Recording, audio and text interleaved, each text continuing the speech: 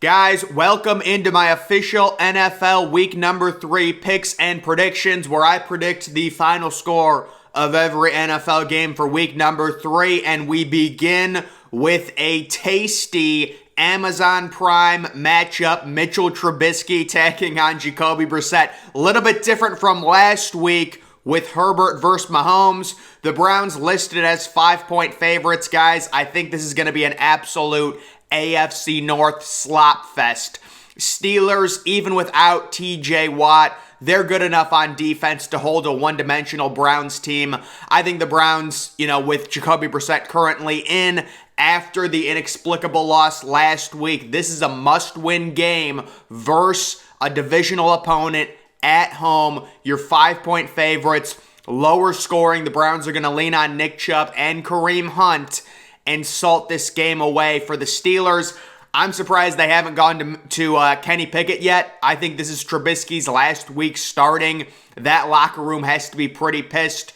Kenny Pickett is already old for a rookie, and he looked really good in the preseason. Trubisky goes out week 1. The only reason the Steelers win is because they forced like 5 turnovers, and they barely won in overtime. And then week 2, they lay an absolute offensive egg at home. You've got Claypool, you've got Deontay Johnson, you've got George Pickens, you've got Najee Harris.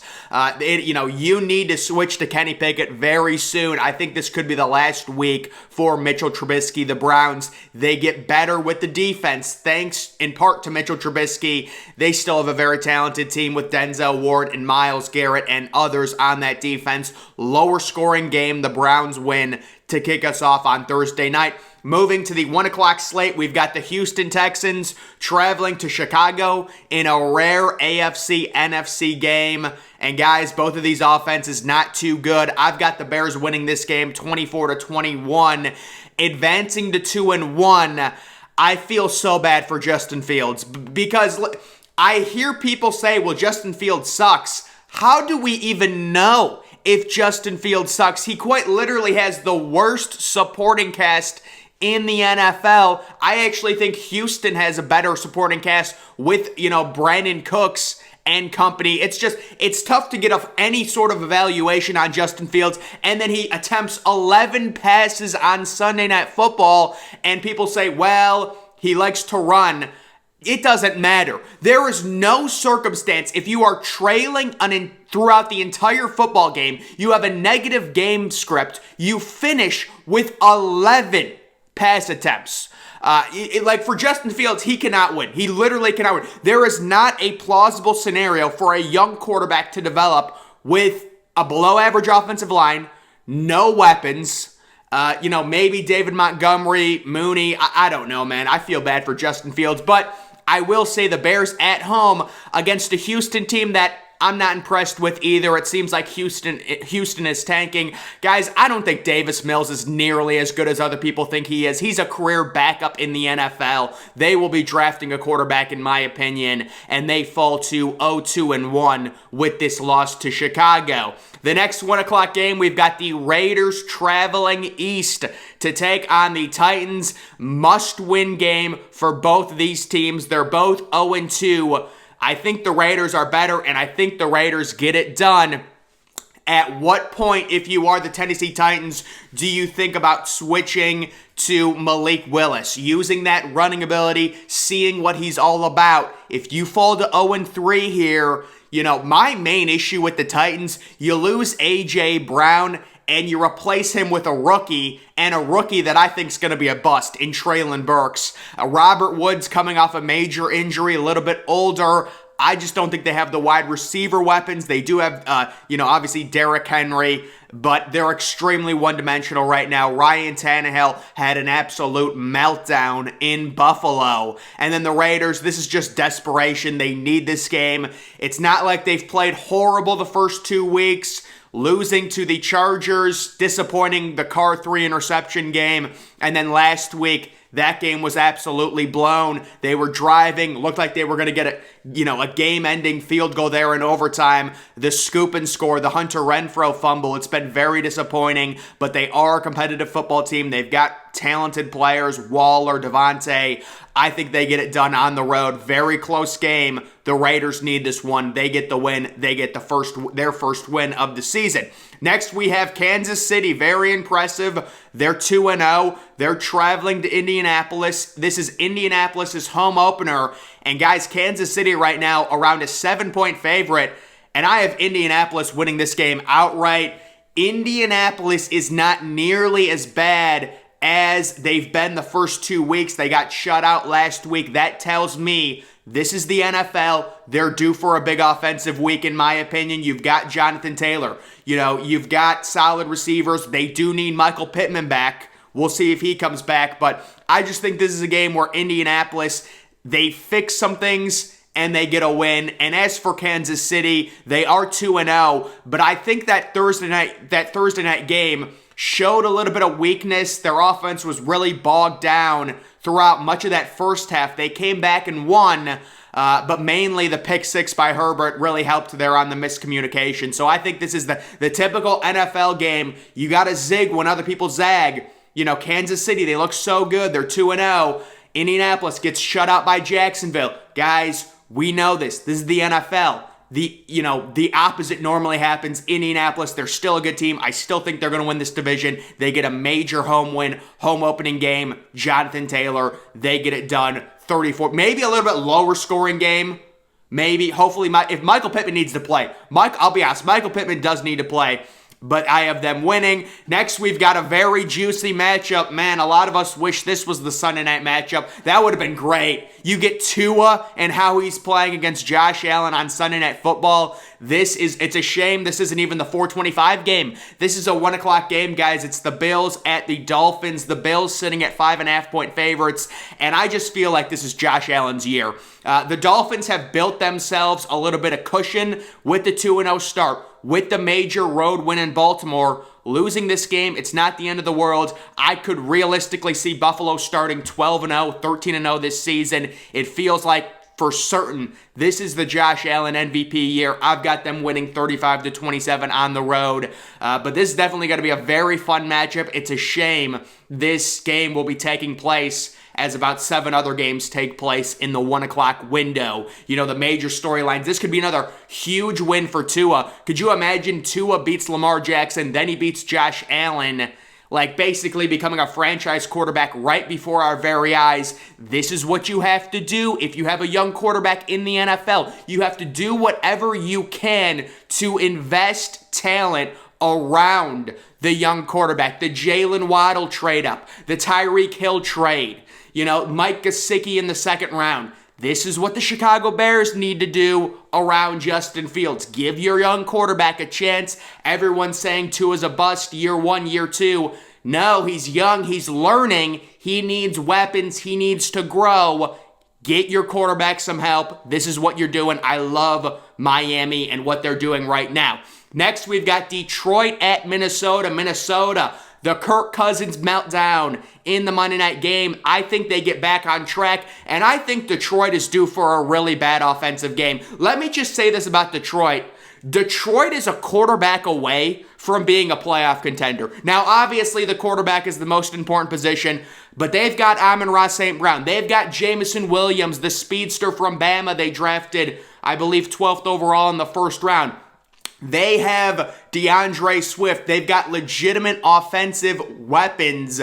And then Jeff Okudah, Aiden Hutchinson on the defense. This team, they need their franchise quarterback. I feel this week, they've been scoring a lot the first 2 weeks. They're due for a down week. And then Minnesota, they normally always play well at home. Last week, it's Kirk Cousins in prime time. It's whatever. They bounce back. They get an easy win, 31-14 over a Detroit team that's kind of been playing in over their head. Next game we've got is going to be, this is another good one. Baltimore traveling to New England. Of course, New England struggling on offense the first 2 weeks. Baltimore, the heartbreaking loss last week. I think this is a game that Baltimore wins, maybe a little bit lower scoring. I just trust them more, and I think New England's offense will enable Baltimore's defense to get back on track a little bit. I still have faith in that franchise, and I still think Baltimore is going to win the AFC North, in my opinion. I respect the Patriots. I respect Belichick and their defense, but, last week you're facing Mitchell Trubisky. This week with Lamar, it's a little bit different. I've got Baltimore winning this game 27-17. And then, the Patriots, the main issue for me, the skill position players. I understand Nelson Aguilar made a great catch. I understand Jacoby Myers is a decent player, but you don't have that dynamic threat. Really, a team like Baltimore, at least they've got Mark Andrews. At least they've got Lamar's running ability. The Patriots, they've got okay skill position players, but they don't have that super. It's like the Patriots are, if they got A.J. Brown, I think the Patriots' season would just completely change. Like, that's how important receivers are in the NFL in 2022, but they don't have him. They don't have that true number one receiver. You get A.J. Brown, you've still got Jacoby Myers, you've got Nelson Aguilar as your number 3 receiver, you've got a solid tight end. You can do some things, but without him, it's tough. I've got Baltimore winning this game. The next 1 o'clock game, the Cincinnati Bengals need a win. This is must win at New York, at the Jets. And I think they get it done. I think they get a win 31-21. They've got to start pushing the ball down the field. When it comes to the Jets, Joe Flacco's playing a little in over his head right now, although I will say Garrett Wilson is going to be a superstar. If there's one AFC team I think people are underrating right now, this does depend on Zach Wilson. You look at the Jets. Breece Hall is going to be a stud. Garrett Wilson's going to be a stud. Actually, Garrett Wilson's going to be a superstar. And then Elijah Moore, a great wide receiver number 2. That's a good offense. It depends. Once you get Zach Wilson back, you invested the number 2 overall pick. Can he be developed properly? But I think the Jets for sure are going to lose this game. If Cincinnati somehow starts 0-3, that would be shocking. I think there's going to be a lot of deep balls by Cincinnati. Jamar Chase, after the Dallas game, says, we just didn't throw the ball down the field enough. And they didn't. And maybe some of that's on the offensive line. Maybe Burrow's holding the ball too much. They're going to get back on track. They're going to win this game against the Jets and improve to 1-2. The next game, we've got Philadelphia, kind of the talk of the NFL, traveling on the road in Washington at the Commanders. And guys, again, you got to zig when other people zag. I have the Commanders winning this game outright. The Commanders have been pretty good on offense. They have some low-key weapons, including Curtis Samuel. Jahan Dotson looks really good. They're 6.5-point underdogs. Everyone's talking about Philadelphia. Everyone's hyping up Jalen Hurts. Guys, it's not predictable. This is the NFL. You got to make predictions like this. I've got the Commanders winning this game outright. The next game, we have New Orleans traveling to Carolina. This definitely could take the cake for the most boring game in the 1 o'clock window. Jameis Winston versus Baker Mayfield. And I think this is a parity game. I think Carolina gets on the board. They get a win. Carolina, to me, they might be the one team this year that just plays a bunch of close games. They could be that team. Baker Mayfield looks horrible. So you would think maybe he has a little bit of a bounce back. Gets the ball to DJ Moore. They use Christian McCaffrey in the passing game a little bit more. And then for New Orleans, what a bad offensive performance last week. Michael Thomas is looking good. Chris Olave had some yards, I think 80 total yards. But overall with Jameis Winston, it's not great. They do need a franchise quarterback. We'll see what they do next year. But this year, New Orleans is just an average team due to the QB play. So I have Carolina getting their first win, 23-20.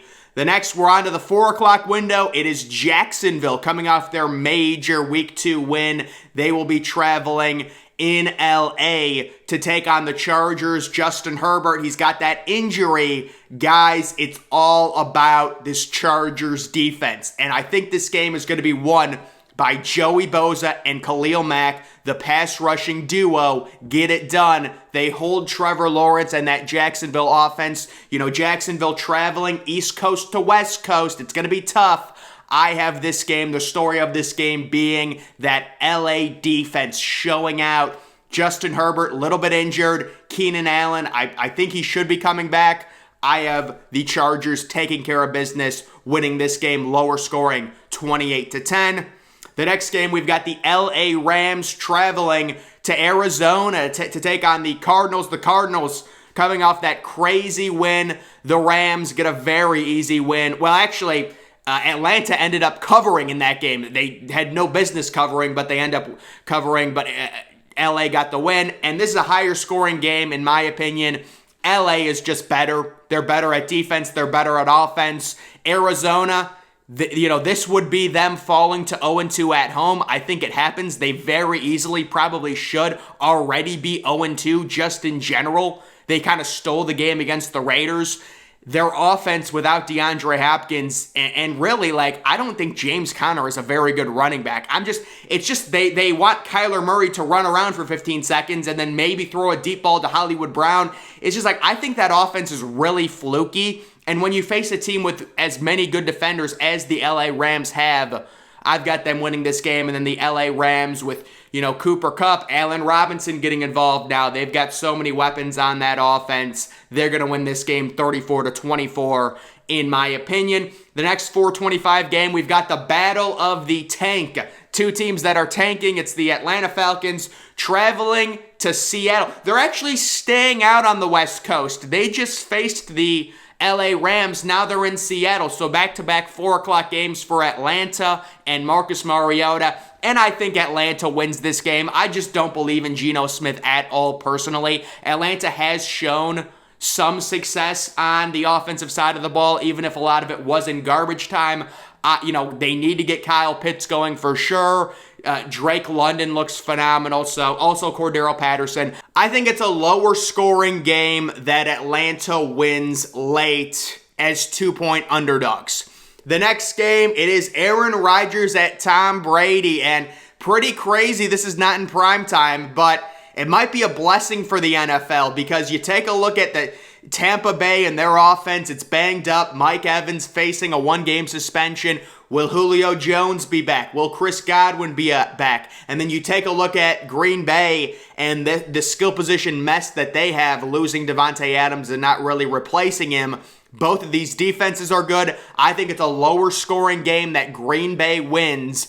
Tampa Bay is 2-0, but their offense has been off. Tom Brady, I think he has serious marriage issues or something. I mean, you look at him, he's always pissed on the sideline. It's really bad now. So I have Green Bay winning this game 23-17, lower scoring. And now we've got the Sunday Night Football game. I don't know why that already showed up. But guys, I've got Denver getting back on track at home. Well, I guess they did win last week, but a really bad offensive performance. San Francisco's in a really weird spot. They lost their starting quarterback to a season-ending injury, but there are some people that think they might have gotten better because of it. Personally, I think Trey Lance gave the 49ers a much higher ceiling, but this is still a really good roster. San Francisco is actually 1.5-point favorites. I understand why. Hopefully Jerry Jeudy will be back. I just think Russell Wilson will be better. Although, Nathaniel Hackett is just, you can tell he's a complete noob. Struggling so much with just running a game correctly as a head coach. The overall time and clock management, things like that. I like Denver at home. I understand why San Francisco is favored. They have an amazing, amazing roster. But let's be real, Jimmy G does not scare me. And then the Monday night game, what a matchup. We've got Cooper Rush taking on Daniel Jones. Guys, I'm on the Cooper Rush train, okay? I think he gets it done on the road. Dallas, good enough defense to hold Daniel Jones and that average offense down. The Giants just have no receivers. I mean, the Kenny Golladay contract is such a bust. Kadarius Toney, the first... Think about that. They used a first-round pick on a receiver last year. They gave a receiver a 4-year massive deal last year. And they're getting basically no production from both of them. The Giants are. And on top of that, they've got an extremely average quarterback. I don't want to bash the Giants. They are 2-0. We understand that. But I will take Dallas in a lower-scoring game. Cooper Rush, not a bad quarterback. Game manager. They get it done. Tony Pollard, Zeke, Noah Brown, CeeDee Lamb. I don't know. Dallas, we'll see. It'll be a lower scoring game. the sting has really gotten taken. I'm surprised they actually picked this to be the Monday night game, knowing it was going to be, I mean, they knew it was going to be Daniel Jones. I know they thought it was going to be Dak, but it's kind of surprising. Either way, guys, that is going to do it for my Week 3 NFL picks and predictions. Make sure you're following me on Twitter. Link to that's always in the description. I'm, of course, the Depressed Ginger. Thank you for watching.